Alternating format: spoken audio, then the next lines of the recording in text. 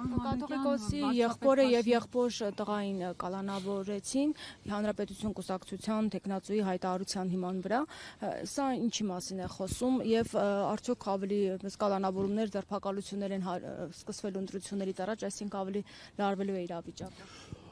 Երկրի ղեկավարի աթոռը խաբեությամբ Զավթացը երբեք էլ չի ստել այս առումով, ասել է, որ կա Հայաստանում մի դատավոր, որ իմ ուզածը չանի։ Եվ հիմա մենք ինչ արդարադատություն ենք ուզում տեսնել, նման արդարադատություն լինել չի կարող, եւ նա կատարում է իր կամայականության որոշումները կայացնում,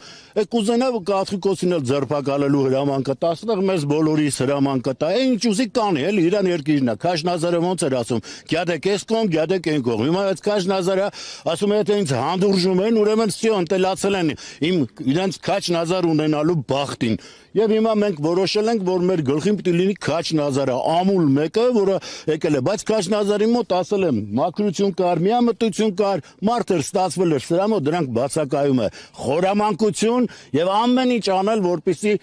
իր անցած այս խոտոր ճանապարհը արդարացնի, ցույց տա, որ այդ սխալները պետք է մեր այրամ շարունակի սրբագրել եւ հիմա նրանք, ովքեր հավատում են